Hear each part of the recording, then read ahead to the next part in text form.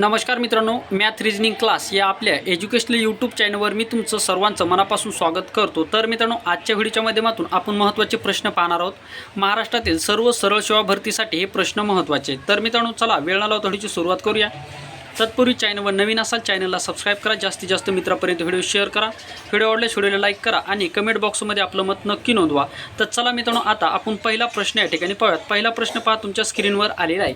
पहिला प्रश्न पहा आपल्याला काय सांगतो। पहिला प्रश्न, अमोल व मोहन यांच्या वयाची बेरीज 40 वर्ष आहे व त्यांच्या वयाचे गुणोत्तर 3:5 असल्यास मोहनचे 5 वर्षानंतरचे वय किती, अशा स्वरूपाचा प्रश्न आहे। पहिला ऑप्शन पहा आपल्याला 30 वर्ष, 2 नंबरचा ऑप्शन आहे 25, त्याच्यानंतर आहे 20 आणि त्याच्यानंतरचा आहे 16 वर्ष। ठीक आहे, तर आता पहा हा प्रश्न सोडवायचा कसा। सर्वप्रथम काय करायचं, अमोल व मोहन यांच्या वयाची बेरीज। आता पहा या ठिकाणी अमोल लिहून घेऊयात, अमोल आणि त्याच्यानंतर मोहन। आता यांच्या वयाची बेरीज 40 वर्ष, यांच्या वयाची बेरीज किती आहे मित्रांनो, 40 वर्ष, बरोबर 40 लिहूयात। ठीक आहे, आता या ठिकाणी जर पाहिलं तर मित्रांनो, अमोलचं गुणोत्तर किती आहे 3, मोहनचं गुणोत्तर किती आहे मित्रांनो 5।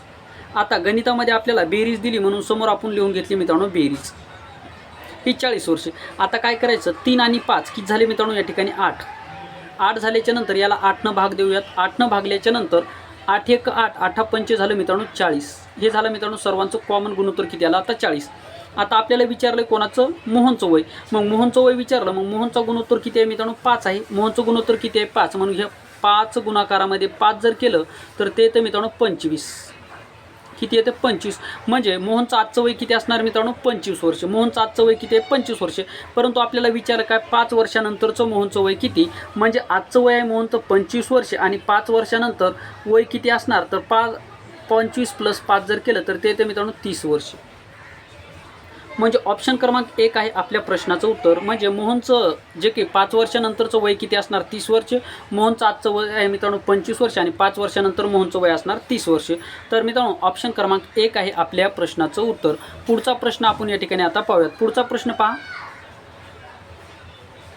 2 नंबरचा प्रश्न पहा मित्रांनो, या ठिकाणी आपल्याला काय सांगतो, तर 2 नंबरचा प्रश्न आपल्याला काय सांगतो। 2 नंबरचा प्रश्न पहा मित्रांनो, 5 क्रमवार संख्येची सरासरी 26 असून त्यापैकी सर्वात मोठी संख्या सांगा। आता 5 क्रमवार संख्या आहेत आपल्याला, त्यापैकी सर्वात मोठी संख्या आपल्याला या ठिकाणी सांगायची। सर्वात मोठी संख्या आता पहा, पहिलं ऑप्शन आहे 28, 2 नंबर ऑप्शन आहे 18, 3 नंबरचं ऑप्शन आहे 21 आणि 4 नंबरचं ऑप्शन आहे मित्रांनो 22। तर 5 क्रमवार संख्या आहे त्यापैकी त्यांची सरासरी 26 आहे। आता सरासरी म्हणजे मित्रांनो मधली संख्या असते। सरासरी म्हणजे काय, मधली संख्या, म्हणून मित्रांनो सरासरी मधली संख्या म्हणजे 26 ही आपली झाली सरासरी। ठीक आहे, सरासरी झाली। आपल्याला काय विचारलं, सर्वात मोठी संख्या। मग सर्वात मोठी संख्या क्रमवार 26च्या नंतरची सर्वात मोठी संख्या कुठली असणार 27, 27च्या नंतर कुठली असणार मित्रांनो 28 आणि 26च्या अगोदरची संख्या असणार मित्रांनो 25 आणि त्याच्या अगोदरची संख्या असणार 24।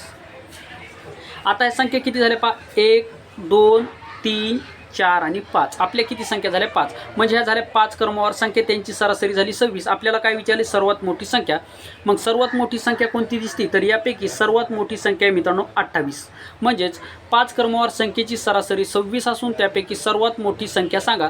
तर सर्वात मोठी संख्या आहे मित्रांनो या ठिकाणी 28 ही सर्वात मोठी संख्या आहे। जर तुम्हाला विचारलं सर्वात लहान संख्या कोणती, तर सर्वात लहान संख्या आहे मित्रांनो 24। आणि जर असं पण विचारलं जाईल की सर्वात मोठी संख्या व सर्वात लहान संख्या यांच्यातील फरक किती किंवा यांची बेरीज किती, यांच्यातील फरक जर विचारला तर याचा फरक येणार मित्रांनो 4 आणि या दोघांची जर बेरीज विचारली तर पहा 28 आणि 4 झाले 32, 32 आणि 20 झाले मित्रांनो 52, म्हणजे यांची बेरीज झाली 52। अशा स्वरूपामध्ये वेगवेगळा प्रश्न तुम्हाला विचारला जाऊ शकतो, त्यामुळे डिपेंड करतो तुम्हाला कशा स्वरूपामध्ये प्रश्न विचारला तो। तर आय होप मित्रांनो हे गणित तुम्हाला समजलं असेल। पुढचं गणित पाहूयात, अतिशय आपण महत्त्वाचे गणित या ठिकाणी पाहत आहोत। पुढचं गणित पहा मित्रांनो, या ठिकाणी काय दिलेलं आहे तर पहा 3 नंबरचं गणित, नाथ व त्याची आई यांच्या आजच्या वयाचे गुणोत्तर 2:5 आहे। नाथच्या जन्माच्या वेळी आईचे वय 27 वर्ष होते, तर नाथचे आजचे वय किती। नाथ नावाचा मुलगा आहे आणि त्याची आई दिलेली आहे। तर पहा, नाथ व त्याची आई यांच्या आजच्या वयाचे गुणोत्तर किती आहे 2:5 आहे। नाथच्या जन्माच्या वेळी आईचे वय किती होते 27 वर्ष। याचा अर्थ मित्रांनो, ज्यावेळेस नाथ जन्माला त्यावेळी नाथचं वय असणार 0 आणि आईचं वय असणार 27। ठीक आहे, म्हणजे या दोघांच्या वयामधला फरक किती आहे मित्रांनो 27, म्हणजे नाथपेक्षा त्याची आई 27 वर्षांनी मोठी आहे। हे या ठिकाणी तुम्हाला समजणं गरजेचं आहे। ठीक आहे, आता याच्यातील फरक म्हणजे मित्रांनो गुणोत्तरातील फरक आपल्याला घ्यायचे आहे। मग या 5 मधून जर 3 जर गेले तर बाकी किती उरते मित्रांनो 3। 5मधून 2 गेल्याच्या नंतर बाकी उरली 3. जर बाकीनं आपण या 27ला जर भाग जर दिला तर 3 1 3 3 1 3 3 9 मित्रांनो 27. आपल्याला या ठिकाणी 9 हा महत्त्वाचा अंक आहे. आता काय करायचं, नाथ व त्याची आई, हा पहिला अंक आहे नाथ, त्याच्यानंतर मित्रांनो आई, म्हणजेच आईचा अंक आहे मित्रांनो 5, म्हणजे 5नं जर आपण गुणून जर घेतलं तर आईचं वय निघणार आपल्याला या ठिकाणी 45 वर्ष. आपल्याला विचारलं नाथचं वय, म्हणजे 9 गुणीला नाथचं गुणोत्तर किती आहे, 2 दिले, मग 2 9 या ठिकाणी गुणून घेऊयात, म्हणजेच 9 2 18.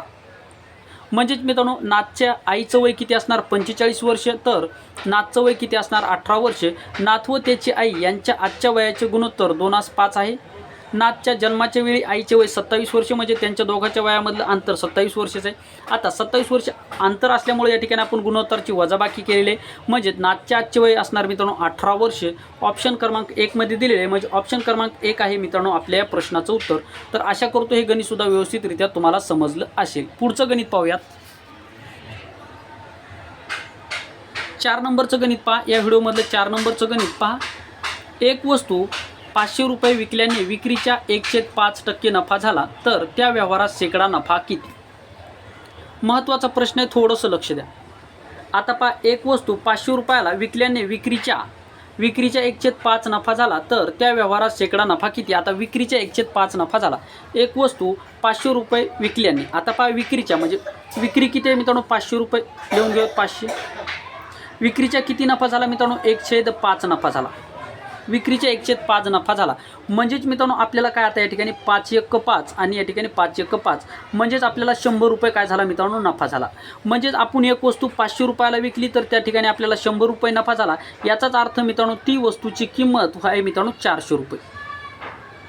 किती आहे मित्रांनो, त्या वस्तूची किंमत आहे 400 रुपये. ही झाली त्या वस्तूची मूळ किंमत 400 रुपये. मग आपल्याला विचारलं काय शेकडा नफा, म्हणजेच मित्रांनो 400 रुपयाची वस्तू आपण किती 500 रुपयाला विकली. याचाच अर्थ 400 रुपयावर जर आपण 100 रुपये जास्त घेत आहोत, 400 रुपयावर जर आपण 100 रुपये जास्त घेत आहोत तर 100 रुपयावर आपण किती रुपये जास्त घेत आहोत. आता याचा करायचा तिरपा गुणाकार, म्हणजेच मित्रांनो या ठिकाणी तुमच्या लक्षात आला असं 100 गुणाकारामध्ये 100 आणि भागाकारामध्ये मित्रांनो हे 400 रुपये. आता वरचे 2 शून्य कटले म्हणजे खालचे सुद्धा 2 शून्य कट होणार, म्हणजेच मित्रांनो आता वर राहिला 100, खाली राहिला 4. जर आपण 4नं जर 100ला जर भाग जर दिला तर 25 चोक मित्रांनो 100, म्हणजे 25% येणार आपलं या प्रश्नाचं उत्तर. म्हणजे 25% आपल्याला काय झालं मित्रांनो नफा झाला. म्हणजे एक वस्तू 500 रुपयाला विकल्याने विक्रीच्या 1/5 नफा झाला तर त्या व्यवहारात शेकडा नफा किती? तर त्या व्यवहारामध्ये शेकडा नफा झाला 25%, म्हणजेच ऑप्शन क्रमांक 2 आहे आपल्या या प्रश्नाचं उत्तर. तर आशा करतो हे गणितसुद्धा तुम्हाला व्यवस्थितरित्या समजलं असेल. पुढचं गणित आता आपण या ठिकाणी पाहूयात. 5 नंबरचं गणित पहा. अतिशय महत्त्वाचं गणित आहे 5 नंबरचं गणित. थोडंसं लक्ष द्या आता या ठिकाणी. गणित काय पहा, परवीन हा उत्तरेला तोंड करून उभा आहे. परवीन कुठे उभा आहे? उत्तरेकडे तोंड करून उभा आहे. आता दिशा सर्वप्रथम मी तुम्हाला सांगतो. ह्या झाल्या मित्रांनो आपल्याला 4 दिशा. मुख्य दिशा किती आहे? 4.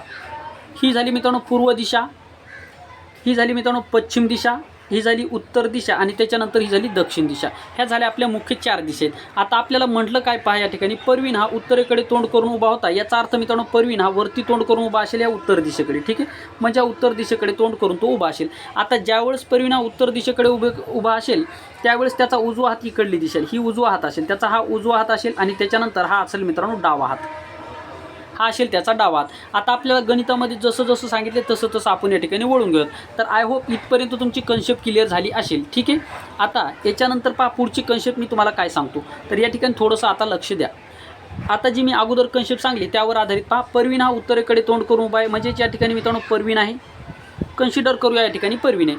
आता परवीन उत्तरेकडे तोंड करून उभा आहे, याचा अर्थ परवीनचा उजवा हात कुठे असणार मित्रांनो? आपल्या उजव्या हाताच्या म्हणजे आपला पूर्व दिशेला असणार. म्हणजे तो उत्तरेकडे किती किलोमीटर गेला? प्रथम उत्तरेकडे वळून तो किती 3 किलोमीटर गेला, म्हणजे वरती किती 3 किलोमीटर गेला, हे 3 किलोमीटर. ठीक. आता काय म्हटलं पहा, आता उजवीकडे म्हणजेच परवीनचा उजवा हात असणार मित्रांनो या साईडला. ठीक आहे, या साईडला उजवा हात म्हणजे उत्तरेकडे वळाला आणि किती गेला मित्रांनो? 4 किलोमीटर गेला, 4 किलोमीटर गेला. आता परत काय म्हटलं पहा, पुन्हा उजवीकडे वळाला, याचा अर्थ याचा उजवा हात खालच्या दिशेला असणार, म्हणजे पुन्हा उजवीकडे वळाला, म्हणजे उजवीकडे वळाला कुठे गेला मित्रांनो? 6 किलोमीटर गेला. उजवीकडे वळाला आणि 6 किलोमीटर गेला. आता आपल्याला विचारलं काय, तर या ठिकाणचं अंतर आणि हे अंतर आपल्याला या ठिकाणी विचारलेलं, इथं ठिकाणचं अंतर आपल्याला या ठिकाणी विचारले. म्हणजेच मित्रांनो आता वरची रेषा आणि खालची रेषा समांतर असणार, म्हणजेच वरची रेषा जर 4 असणार तर ही सुद्धा 4 असणार, हे लक्षात ठेवा. आता काय करायचं, म्हणजेच मित्रांनो आता या ठिकाणी हे अंतर आहे 3, तर या ठिकाणी हे सुद्धा अंतर असणार मित्रांनो 3. म्हणजेच हे संपूर्ण अंतर जर 6 असेल आणि हे या ठिकाणी 3 जर आपण या ठिकाणी काढून जर टाकलं तर खालचं अंतर असणार मित्रांनो 3. म्हणजेच याचा अर्थ मित्रांनो आता तुमच्या लक्षात आला असेल. आता या ठिकाणी म्हणजेच 4चा वर्ग, मग ह्या काय करायचं, दिलेल्या संख्येचा वर्ग घ्यायचा, म्हणजे काटकोन त्रिकोणामध्ये कर्णाचा वर्ग हा उरलेल्या 2 बाजूच्या वर्गाच्या बेरजी इतका असतो. म्हणजे 4चा वर्ग झाला मित्रांनो 16 प्लस 3चा वर्ग झाला मित्रांनो 9. आता या दोघांची जर बेरीज जर केली तर 16 आणि 9 होतं मित्रांनो 25. आता 25 कोण्या संख्येचा वर्ग आहे, तर 25 आहे मित्रांनो 5चा वर्ग. याचाच अर्थ हे जे अंतर आहे हे किती असणार, हे अंतर असणार मित्रांनो 5 किलोमीटरचं. किती असणार, 5 किलोमीटरचं. कितीमध्ये ऑप्शनमध्ये, ऑप्शन क्रमांक 2 आहे मित्रांनो आपल्या प्रश्नाचं उत्तर.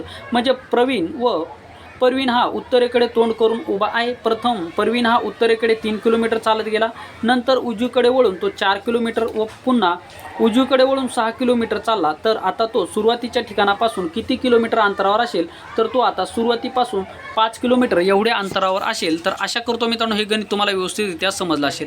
मित्रांनो व्हिडिओ आवडल्यास व्हिडिओ लाईक करा, चॅनलवर नवीन असाल चॅनलला सबस्क्राईब करा, जास्तीत जास्त मित्रापर्यंत हा व्हिडिओ शेअर करा. या ठिकाणी थांबतो मित्रांनो, आपलं मत कमेंट बॉक्समध्ये नक्की सांगा.